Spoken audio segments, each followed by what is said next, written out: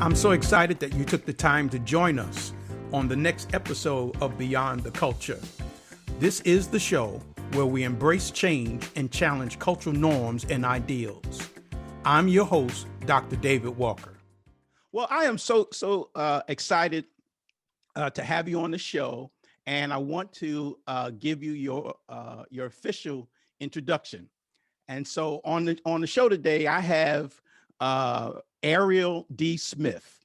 And Ariel is the founder of the Food Truck Scholar LLC. That's her business. Ariel is the executive producer of the podcast by the same name, the Food Truck Scholar, which was recently ranked as the #1 food truck podcast for 2019. And then she repeated it in 2020 by FeedSpot. Her podcast invites guests from various backgrounds, identities, regions, and fields to discuss their role in the food truck movement. And then, so the Food Truck Scholar podcast, she has a podcast, introduces you to entrepreneurs from all walks of life that are ready to feed your mind with tips to start your own food truck, stories that fill your heart, and tempting meal options to fill your stomach. And the final thing that I want to share about our guest today, Ariel is a PhD student at Purdue University, and she is scheduled to graduate in the year 2022. So all roads lead to Purdue University in 2022, and we're going to be there when Ariel graduates with her PhD. So I'm super excited to have Ariel Smith on the show. Welcome, Ariel. Thank you so much for having me. I appreciate it. Absolutely. So I want to get right into the conversation today, but here's where I want to start.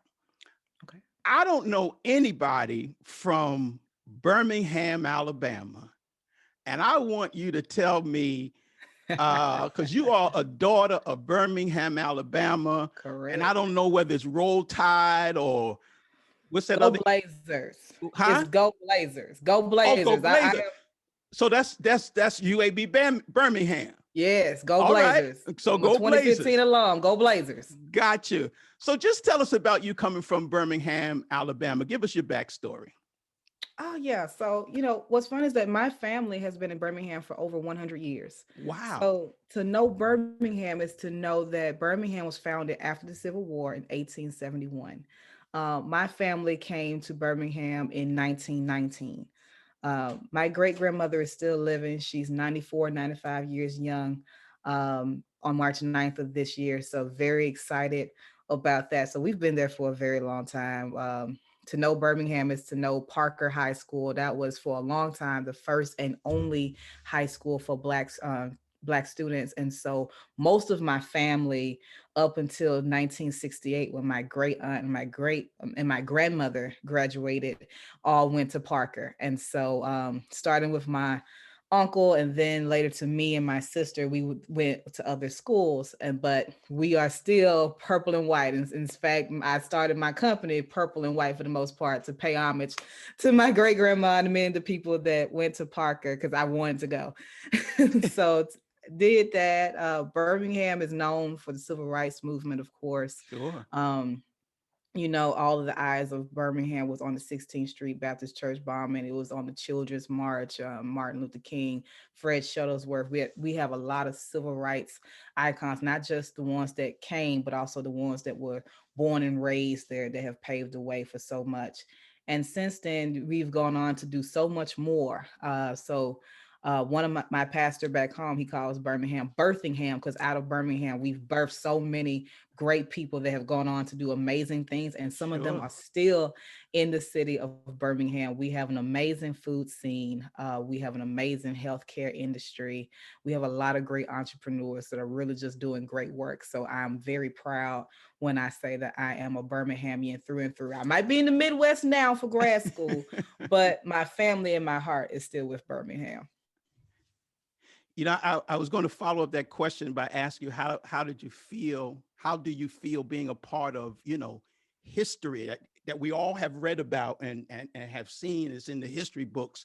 And you kind of said already that you're proud. So I guess it's really something that you take pride in. Would you say that? Yeah, absolutely. Because Birmingham has always been an incubator for so many things. We just often get overlooked. We have a Gotcha. lot of our great sister cities that we love and respect, but at the same time, you know, without Birmingham, you just don't have certain things. Without Birmingham, you don't have the catalyst of the civil rights movement. Without Birmingham, you don't have a lot of the legends. You don't have an Angela Davis if you Mm, don't have Birmingham. So right. you know, you got to claim, you know, there's some things that we're not proud of, there are some things that we have to grow on, but at the end of the day, that's still home, and there's still so many great people and great things that the world has to take note of. When they think about a lot of great people, they have to think about Birmingham. Right. And I really I'm just so I don't know what the right word is. I mean, just hearing that conversation about Birmingham, it's really impactful. You know, obviously you're here today to talk about food. Yep. And I heard this term the other day, and I said, I'm gonna ask Ariel. I heard this term called a foodie. Hmm. A foodie. So do you identify as a foodie? I do. I say it a whole lot. I know there is some contention with Oh, that. There's okay. some scholars that, you know, they kind of reject the notion of foodie. And there's a lot of different reasons that I won't necessarily go into here. But Okay. um, but I do. I love food. I've always been, I guess, a foodie. You know, growing up as a kid, I had the easy bake oven. You know, I'm a child of the 90s. So we had the easy bake oven, but I took it a step further. I had the Chuck E. Cheese pizza oven. I had the Baskin Robbins ice cream maker, the ice cream cake maker, gummy bear maker. And then I realized part of the reason why my auntie was buying me all of these kits is because she too wanted to eat. Hmm. So it worked out very fine. I've always, you know, been fascinated by the new food trends. I used to keep up with, this is not healthy, but I kept up with every soda that was released and could tell you the order of when they were released. So I should have known that I was gonna do something about food. Like I Uh-huh. should have known at 13 when I sat and watched a PBS documentary for 2 hours on the history of ice cream. I should have known then I would do something about Wow. food. Absolutely. Absolutely. Um, so we're talking about food, and you're in the food truck space. Mhm. So tell us, how did you get there? How did you find your way into that particular space, the food truck industry? It's a mixture of curiosity, of hunger, Okay. hanger, and encouragement. Okay. So Um, the hunger part was, you know, again from Birmingham. And I remember my pastor at the time, people were making fun of him because he had never had Travis truck. And now Travis Chicago style truck is the first food truck in Birmingham, and dare I say Jefferson County and maybe even the state. He's been around since the 90s. Okay. And he's at every Magic City Classic. We have the oldest classic in the country. And so people were making fun of him, like, you ain't had Travis truck. What's wrong with you? And he was like, all right, I'm gonna bring Travis to the church. And so Hmm. he brought Travis truck outside, and I tried it because I too hadn't had him at that moment. Or maybe I had from my mom and just didn't realize that's who it was. And so I was like, oh my God. Like, so after that, I was like, listen, I told my mama, we are on a mission that every time we see Travis, we got to pull over and we got to get it. Hmm. And so we was always looking for Travis, but we also found other food trucks along the way that I was very interested in. I get to Nashville, and I only had one friend that I knew at the time in Nashville, and so I decided to explore the city when I first moved up there for my master's degree. Hmm. Got to Bicentennial Park, and there were food trucks everywhere, and I had never seen so many food trucks in one place at one time. So that was a very fascinating thing. I got a chance to meet new people, listen to music, have a great time, and then I get to Purdue, and we're getting some more food trucks, but we didn't have a whole lot at the time. But it's just very different being here in the Midwest, especially where I'm at. And Okay. so very homesick when it comes down to food. Like that is a struggle up here. And I'm on Instagram and I see all of my friends back home there. Of course, we post our food, Sure. and it's all of these beautiful, succulent, decadent plates. And they're from Black owned food trucks that have opened after I leave. Now, I feel disrespected, Doc, because Uh-huh. I gave Birmingham good 23 years of my life at that before I moved. And now all of these food trucks want to pop up after I leave. So I Okay. thought, okay, is there a tie between gentrification and like the food trucks? Maybe because the property rates are rising, Perhaps maybe they can't afford the brick and mortar, so they're using the food truck as a lower access to capital to tap into this new market. That's just what Okay. I was thinking. Right. But I tried to do some, lit reviews because you can feel me on that. Sure. You want to, Absolutely. you want to Chapter investigate your two. Chapter two. you want to see what's going on. Sure. And so I couldn't find any research that was on that. I could find research on Latinx food trucks. I could find a little bit of information about white gourmet food trucks and their ties to gentrification, but I couldn't find anything about Black food trucks and the ties to gentrification. So I was like, that could be something. And later on that day, I got into class for my first seminar class, and they said, "So how's that midterm paper going?" And I said, "Well, haven't started it." And they said, "Don't worry about your dissertation right now," because I was the first year. They said, "Just write me a 8 to 10 page paper on a topic that you're very fascinated by." And I was like, "Well, this is what's on my mind."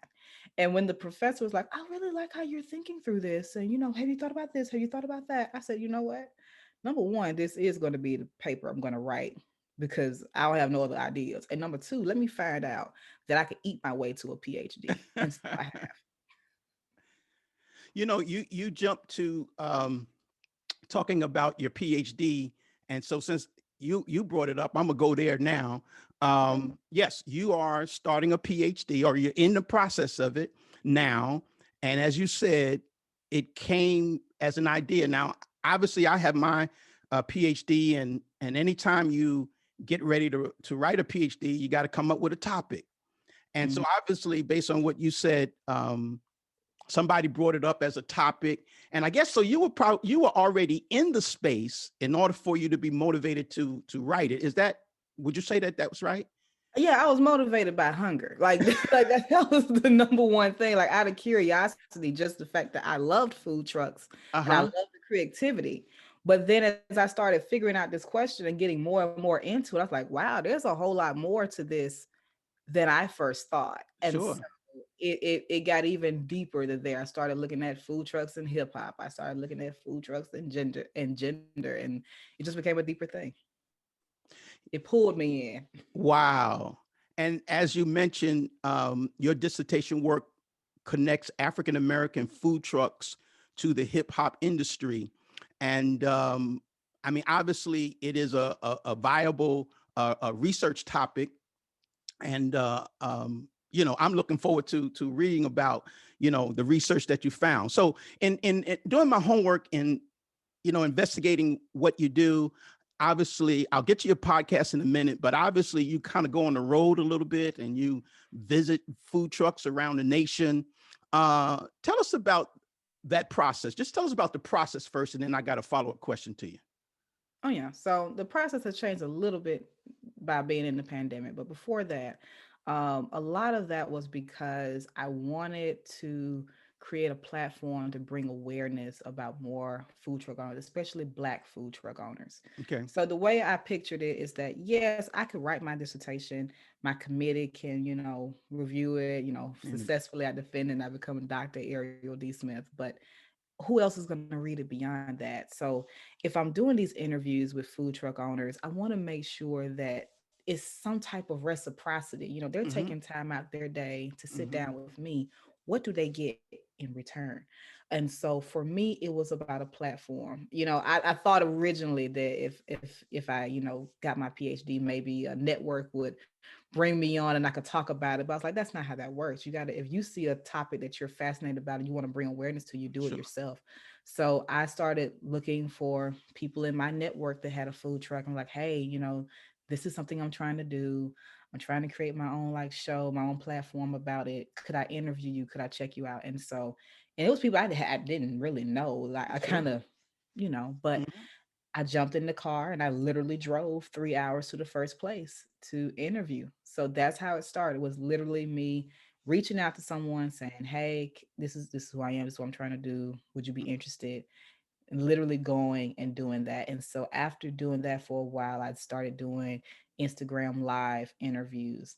And then I started meeting different people from all over the country. And so they would invite me to be a taste judge for a food truck festival. So I came in and did that. Or in some situations, I was at a conference and I would look and see what the food trucks were in that area. So if I was in Riverside, California, I would literally drive that hour and 22 minutes to get to LA so that I could check out the food trucks in LA and then be back at my panel later on that evening. So for me, it was I wanted the food truck industry to see that I was committed. No, I Okay. don't have a food truck, but I am committed to learning what I can about your experience, and that I want you to know that I'm supporting you. I'm coming up to your truck. I'm trying your food. I'm buying your stuff.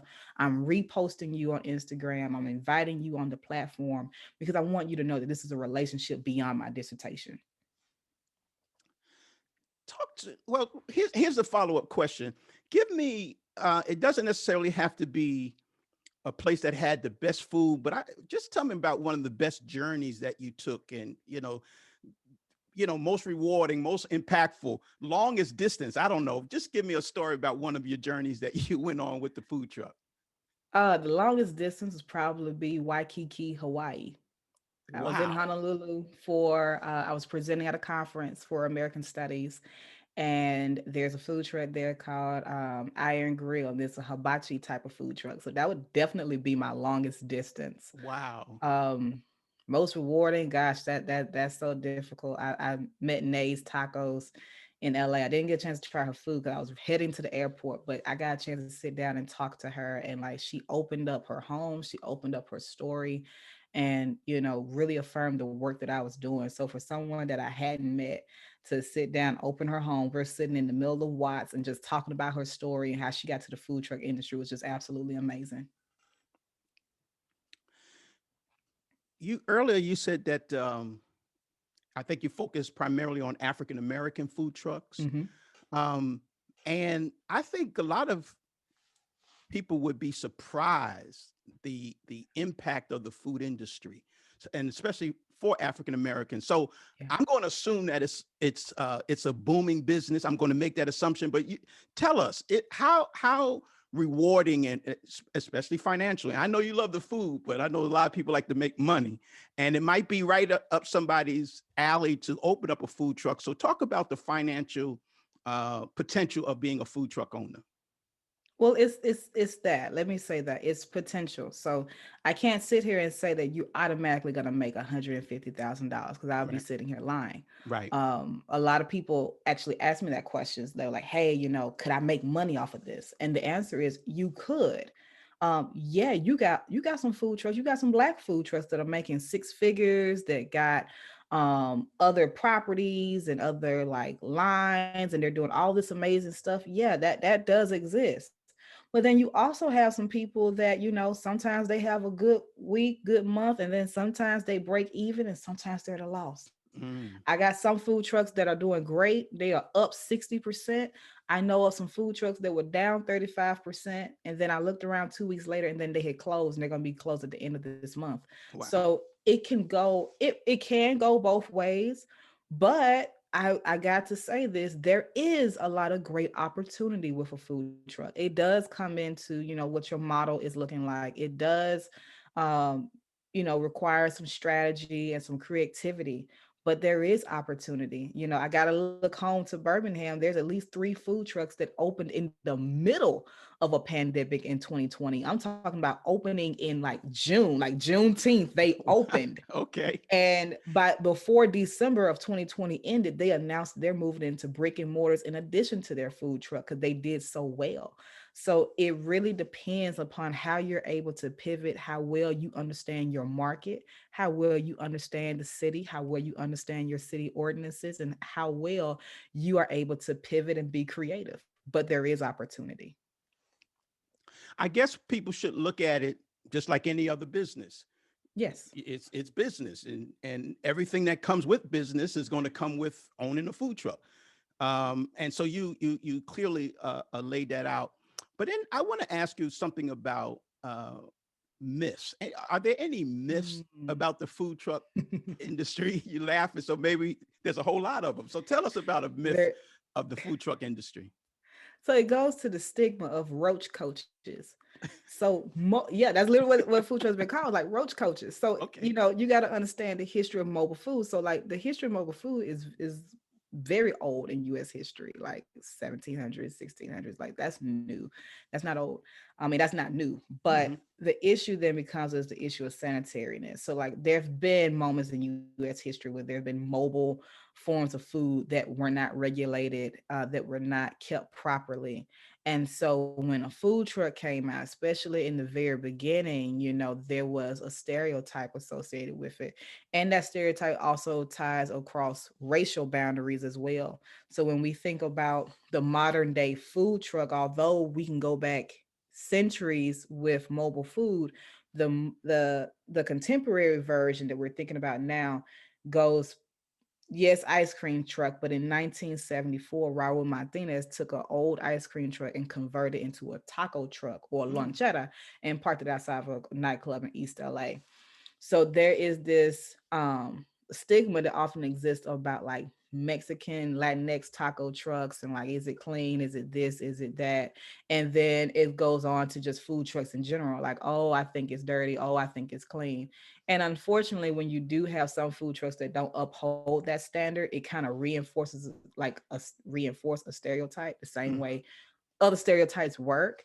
But what is happening now is that thanks to popular culture, thanks to the vernacular changing around food trucks, meaning the everyday conversation, now Hmm. you're seeing more and more food truck festivals, food truck rallies, and rodeos, and the Great Food Truck Race is a TV show. And you got all these different food trucks that's out killing the game. They're kind of changing the narrative, so to speak, about food trucks. Now people are thinking, oh, like you can have a 5-star. I can get crab legs on a food truck. Like what? I can Absolutely. get gourmet corn. Like it's kind of changing that narrative, and I'm really happy about that. Is there anything about the industry? I know you said you don't have a truck, but is there anything about the industry that you would change or recommend? Well, one is the age old thing about social media. So, Okay. some food trucks have mastered the art of social media. Some have not, and sometimes those who have not had a consistent presence on social media, it becomes pretty challenging because if you are new to the area or you're just simply new to that truck, it's really hard to find them if they're not active on social media. So that's one thing. If I could, I would have everybody with an active social media page and things of that nature, but it makes it kind of difficult. Another thing that I'd probably say is just the ordinances and building relationships. There's so much tension sometimes in cities between a food truck, the city council, and the brick and mortar or physical location Right. stakeholders. And so I really wish there would be ways so we could have, real dialogue about how we could actually come together and, make strategies with one another because that food truck could very well become a brick and mortar that's going to bring even more revenue into a city, not that they already are. So like there's a lot of potential there instead of tension that I really wish I could see. You mentioned brick and mortar for the second time. Is the ultimate goal for a food truck person to have a brick and mortar, or is or it just could be individual in terms of that's what someone wants to do? Individual. Okay. I talked to a gentleman, Chef Daryl Johnson. He's the owner of Nola Creations. He's been on the first Black team to win the Great Food Truck Race on Food Network. He's a formerly, formal trained chef, has cooked all over the world. And he just said, I would never go back to a brick and mortar. Like the food truck life is for him. Right. But there are other people that said, hey, we're moving into a brick and mortar and they'll close the food truck. Other people will open a brick and mortar and keep the food truck. And then some people say, nah, we want is a food truck. And you'll see some brick and mortars close down like they did during COVID and Right. open a food truck. So it really relates to personal preference and personal goals. So when I introduced you, I talked about that you have a podcast, Mhm. and the name of it, as I said, is the Food Truck Scholar Podcast. Right. So talk about your podcast and how's it going? It's going great. So we are getting ready for season three. It's going to launch in March of 2021. And to be honest with you, Doc, when I first started that project, I could not have envisioned that I would be here. Okay. When I first started, it was with the YouTube, going in person, filming people, and then posting it. And then it went into Instagram lives. And then I was like, okay, I need something a little bit more stable. So let's go with the podcasting. I was nervous. Okay. Like my equipment sat on my couch for 1 month unopened before I did anything. I know I was what like, you mean. who's going to listen to me? Am I even gonna get enough guests? Uh, Like, how? Like, who is going to listen to me? That this random person they don't know right. say, "Hey, can you be on my show?" Like, Uh-huh. I don't know. So I started and I was like, I would really love 25 people, but if I can't get 25, I'll take my 10. And we ended up doing like over 30 interviews that season. Wow. Yeah, it was over 30 interviews that season. And then people was coming in so much that we actually had to start recording season two while we was doing season one. And so I had to take my preliminary exams. I know you know what I'm feeling about Sure. that. Sure. And so I said, hey, I can't do this every week. We gotta make this every other week. And so we just finished season two at the end of 2020. And what a lot of people don't know is most of that season we shot in 2019 Mm. and then started releasing it. Right now, my season isn't even here yet, and we have recorded enough. This is going to be the longest season we ever did. It's going to start March 1st, and we're going to run all the way to November 29th every week. And at this point, I think I already have every like slot filled already. Okay. It's just been absolutely amazing. So we're actually closing the window, and like we just got into 2021 and we basically have everything filled for 2021. So at this point, we'll be looking at 2022 from here on out once I finish a couple of things next week. So it's just absolutely a blessing. I count myself very blessed and very fortunate because people choose to tune in to me. We have, been the number one food podcast in Hong Kong and Saudi Arabia.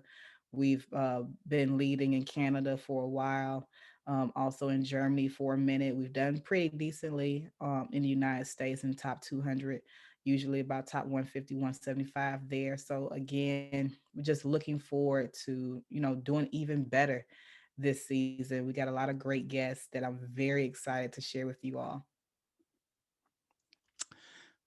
Here's a question for you. Who inspires you? Because you're doing a lot of great work, and where does your motivation come from? Well, part of that is my great aunt. That's Okay. who raised me. Her and my great grandmother, they raised me. My aunt passed away on January 26th of 2018 to breast cancer. And so she was an educator. Okay. She homeschooled me up until I was 7, and then I went into school after that. And, even as she was dying, she didn't even want to tell me that she had cancer because she didn't want anything that was going to distract me from school. Mm-hmm. And so even on my days where I don't want to finish this dissertation, Mm. Sure. even on those days, I gotta remember is that before she died, she felt very confident. Like me not finished was never a question. So that is something I have to do. When it comes down to the work I do with the food trucks, they keep me accountable. When my equipment was sitting on my couch, what really shifted me into gear Mm-hmm. was the very first food truck I interviewed, the BB Queen in Peoria, Illinois. When I jumped in my car and did those 3 hours, not really knowing what I was doing or whatnot, I gave them some of the pictures from that day. And I got on Facebook one day and the owner, she posted the photo and she was like, I'll never forget when this young lady came and spoke. This was just such an inspirational moment for us. And she's going places and I can't wait to see all the things you're going to do. And I'm sitting here scared. Mm. And that was a moment like the project is not about your dissertation anymore. It's not about what you're trying to do. It's about what people are expecting you to do now. So it's not just me. Fantasy can please you. A dream supports everybody. And I realized that that's where we had now gone into. So when I think about my roughest days, I think about those two things. It's great to have people in our lives that inspire us and motivate us because I think that that's what gets us through. And I know, Yeah. and again, I give my condolences at your loss. But I think it's when we think about those people and the impact that they had on our lives, that's what helps push us through and to Mm. get to that next level. So I'm so grateful and of hearing about the person who inspires you. What are you reading these days? I'm reading a couple of things. I'm reading Black Food Matters by Dr. Ashanti Reese. I'm also reading It's About Damn Time by Arlen Hamilton because it's a very timely book. Sure. Uh, so Tell us about both of them right quick. So Black Food Matters, Ashanti Reason, I believe Monica Cox is the other author, but it's basically, chronicling Black food in a way that we really haven't talked about it before. So I'm very excited about that. I'm actually featured in that book as it relates to Black entrepreneurship and food trucks. I also read Ashanti Reese, Black Food Geographies, and she's focusing primarily on the Deanwood community, a historically Black community in Washington, D.C., and about access and food apartheid. We may talk about it as like food deserts and food insecurity, but she's focusing on, as a whole, the systematic structures that limit Black people in terms of our access and how we resist against that. And her second book, Black Food Matters, takes it even a step further and looking at Black food in context across the country as opposed to just one particular area. It's About Damn Time with Arlen Hamilton. As those who may or may not know, she is the founder of Backstage Capital. It is a venture capitalist firm that basically its mission is to support women, people of color, and the LGBTQ creators and investors. So she partners Black, women of color, people of color, women, and LGBTQ creators with women, people of color, or LGBTQ, or those in the intersections of those investors, because those demographics, women, Hmm. people of color, and LGBTQ, are the most underfunded and underestimated populations when it comes down to Silicon Valley. And Hmm. as someone who occupies those three identities of being Black, being a woman, and being LGBTQ, she understands that firsthand. And so she has done a lot of great work to really revamp and push us to all rethink what we would consider in other spaces like underserved or marginalized. She calls us simply underestimated, because these are the demographics of creators that just simply underestimated. And by the time Silicon Valley realizes, it's going to be too late. Wow. I mean that's really awesome. And the more I was a little, not that I was surprised, but again, the food industry is so vast. So many people have written about it, commented on it, and I mean, this is really an enlightening conversation that you and I are having today. So as we close, and I want to thank you for being on the show today. I'd just like you to leave us with an inspirational message, something that we could take home with us, just to motivate us to keep going forward. Do it afraid and do it for the one. So I'm always nervous, even now in any interview. I'm always nervous. Anytime I start something with my business, I'm always nervous. But you got to do it anyway. It ain't about if you are scared or not. You just got to do it afraid. And then secondly, you got to do it for the one. So my last Instagram live before I started my podcast, I thought it was one of my best interviews. He was dropping so much information, so much great content, but only four people ever tuned into that Instagram live, and only one person stayed throughout. But when that one person got on, they stayed to the very end. And Wow. when it was over, they inboxed me like right then and said, "Hey, you have no idea how much I needed to hear that. Like, I can relate to this dude. Like, he's a caterer. I'm a caterer trying to get into the food truck industry. I needed his story. I could relate to him. Keep doing what you're doing, and I'm going to tune in from now on." So I had to learn how to do it for that one. And because I could do it for that one, I could do it for 10, I could do it for 100, I could do it for 1,000, I could do it for a million if I need to. But at the end of the day, you got to start with the one. Ariel, I want to thank you for the time that you've given us on our show. You have really been inspiring, just to enlighten us about the food truck industry, that it's a space for African Americans. And I guess you got to have a love for food, but it's a place, it's a place where you can, support your family, provide for yourself, and then enjoy what you're doing. And I want to, encourage you to continue to do what you're doing. I'm following you on, Instagram. I was all on your website the other day. Um, and I really think that this was fascinating. So I really, truly appreciate you coming on the show today. And before I close, give us your social media contact. Absolutely. Let me just say thank you so much for inviting me on your platform. I don't take that lightly. But for anyone that wants to be connected to me, you can follow me on Instagram at the Food Truck Scholar. You can also find me on Facebook, the Food Truck Scholar. Now on Twitter and Clubhouse, they wouldn't let me be great and put the whole name. So it's simply Food Truck Scholar. That's Scholar SCHOLA on both Twitter and Clubhouse. And of course, you can find the Food Truck Scholar on YouTube. And then I got to do my podcasting voice. You can also find the Food Truck Scholar podcast available now where you find on Apple, Spotify, Google Play, Stitcher, or wherever else you listen to your other favorite podcast. That's awesome. That's awesome.